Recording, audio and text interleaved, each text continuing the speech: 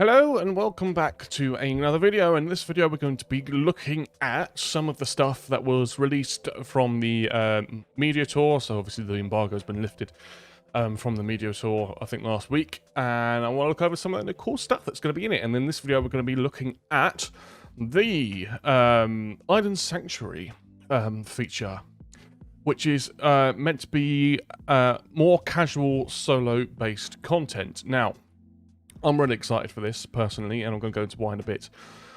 But I'm going to be looking at an article written from PC Games N, so credit to them. Basically, if you don't know what the Island Sanctuary is, it's essentially supposed to be like your own island where you can have your minions roam around, and you can have, I think, your own farm and your own crops, and you can have your own house and you can decorate it.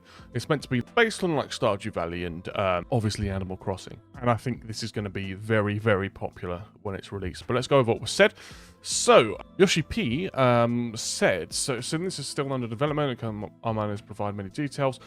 But this is not something that's like the Ishgard Restoration, where we expect players to combine their efforts, and instead we're aiming for something that allows players to casually play through solo at their own pace, which I think is a very good idea.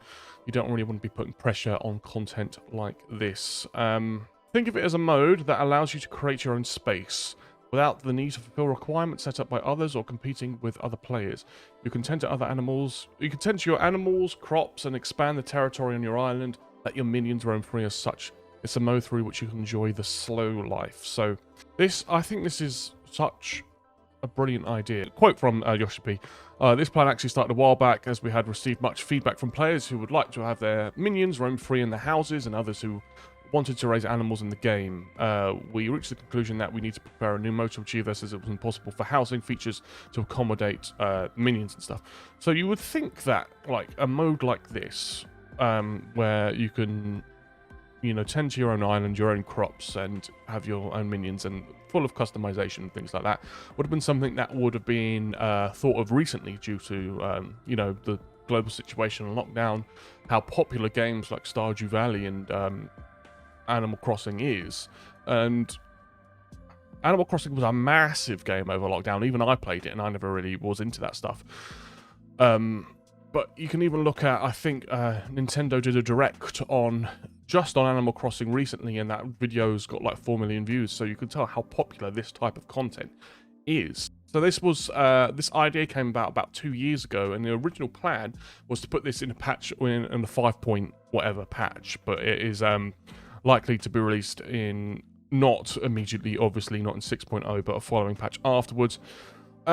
Which I do think is probably for the best. Obviously, they're doing that because of, I don't know, they have to finish the expansion before they could do that first. Obviously, have to prioritize other things, but I think it's better to hold off on releasing it regardless, even if it was finished. I would think that, because when 6.0 comes out, everyone's going to be focused on everyone's going to be focused on finishing the main scenario quest and seeing what's happening there.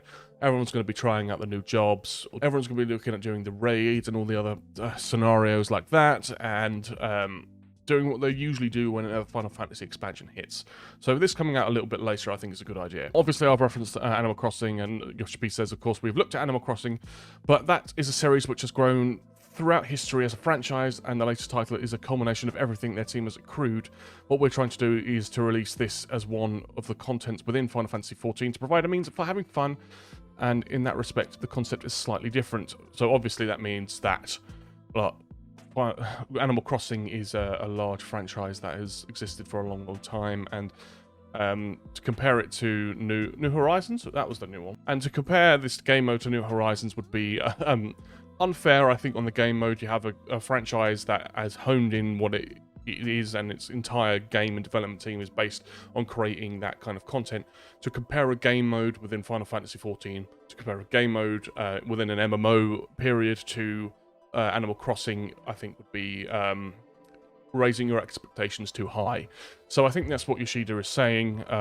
Just bear in mind that it's not going to be Animal Crossing New Horizons. It's going to be it's not going to be Animal Crossing, it's going to be Animal Crossing flavoured content. And I am very excited for this. This is one of the things I'm most excited for when Endwalker comes out, when it comes out in a later patch. So obviously over the past year and a half, we've unfortunately had to experience these lockdowns, and we know how popular these games are, these slower paced games where there is no threat, there is no like overarching goal that you need to fight for. It's something that you just do because you want to do it and you enjoy it and you do it at your own pace. And I think having this option within, not only in Final Fantasy XIV, but within the Final Fantasy XIV universe, I think if they were to make an Animal Crossing style Final Fantasy game separate from all of it, I think it would be hugely popular as well.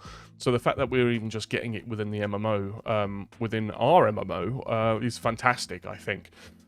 And I didn't gel too much with Animal Crossing. I think it's because I'm far too goal driven, I think, when it comes to games. Like, that's why I like playing MMOs so much, because you can set yourself goals and you can work at them and try and achieve them.